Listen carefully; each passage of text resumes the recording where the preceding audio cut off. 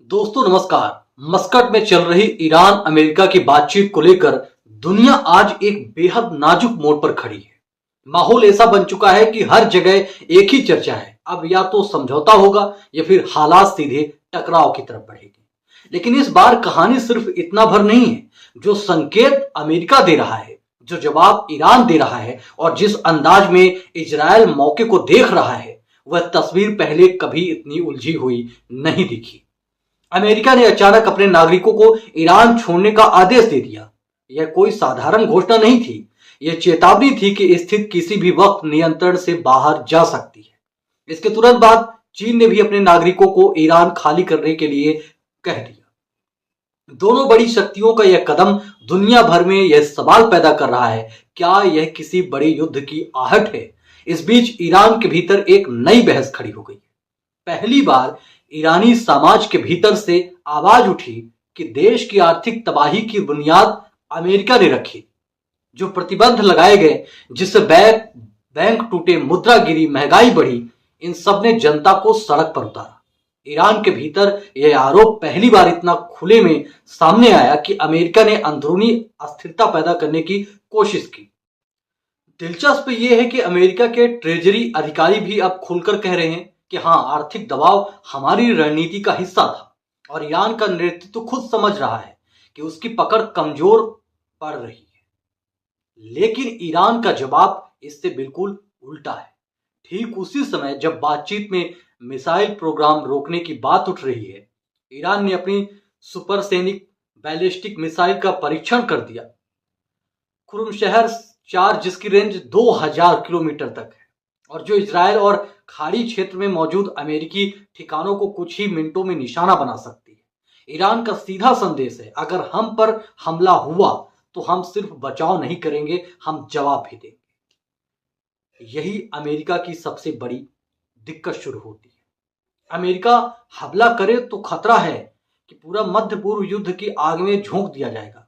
हमला ना करे तो इजराइल का दबाव बढ़ेगा और दुनिया को लगेगा कि अमेरिका ईरान को रोकने में नाकाम रहा।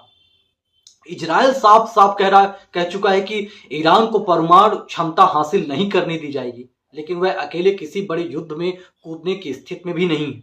यानी दोनों एक दूसरे के बिना आगे नहीं बढ़ सकते। मस्कट में मेज पर मुद्दे कुछ और है, लेकिन दोनों पक्षों का असली एजेंडा कुछ और ही है।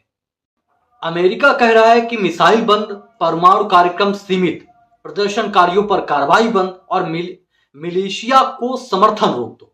ईरान कह रहा है पहले हमारे खिलाफ चल रहा है, आर्थिक युद्ध खत्म करो, प्रतिबंध हटाओ और हमारी राजनीति स्थिरता में दखल देना बंद करो। यानी बातचीत एक है, लेकिन दोनों की लड़ाई दो अलग दिशाओं में चल रही है। यहीं से सब कुछ बिगड़ जाता है। मिडिल ईस्ट देशों की चिंता सबसे ज्यादा इस बात पर है कि क्योंकि अमेरिका के कई सैन्य ठिकानों ने इन्हीं देशों में हैं। ईरान पहले ही कह चुका है कि हमला हुआ तो जवाब अमेरिका को नहीं, उन ठिकानों को मिलेगा जहां से अमेरिकी कार्रवाई शुरू होगी। मतलब खतरे की सीधी रेखा कतर, ओमान, सऊदी अरब, बहरीन और यूएई तक खींची हुई है।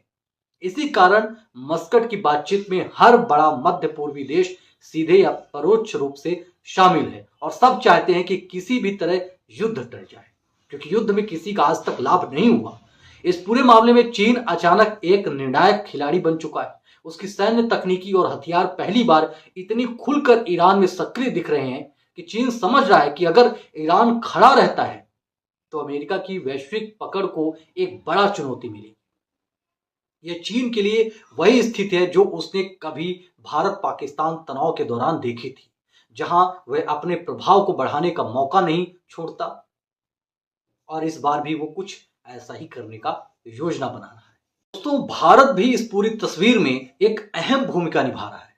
दिल्ली में ईरान के राजदूत ने साफ कहा कि चाबहार बंदरगाह पर भारत की भूमिका बेहद जरूरी है और ईरान चाहता है कि भारत वहां बना रहे।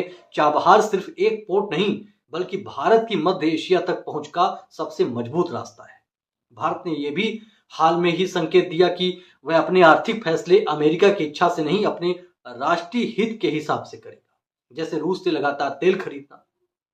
इन सारी परतों को जोड़कर अगर देखा जाए तो तीन बातें साफ दिखती। जी हाँ, तीन बातें। पहली, अमेरिका पीछे भी नहीं हट सकता और खुले में युद्ध में कूदना भी उसकी बस की बात नहीं है और नहीं कूदेगा, क्योंकि आसान बिल्कुल नहीं है। दूसरी, इजरायल चाहता है कि ईरान पर दबाव बढ़े, लेकिन वह अकेला ये कदम उठा नहीं सकता।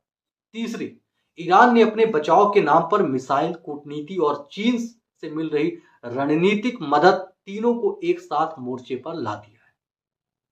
अब नजरें सिर्फ मस्कट में चल रही बातचीत पर हैं। क्या बातचीत टकराव को रोक पाएगी? यह टकराव बातचीत को खत्म कर देगा। इस वक्त दुनिया के पास इसका जवाब तो नहीं है, लेकिन इतना तय है कि ईरान के इर्द गिर्द बनी यह नई कूटनीति मध्य पूर्व के साथ साथ पूरी दुनिया की राजनीति को एक नए मोड़ पर ले जाने वाली है। बहुत बहुत धन्यवाद।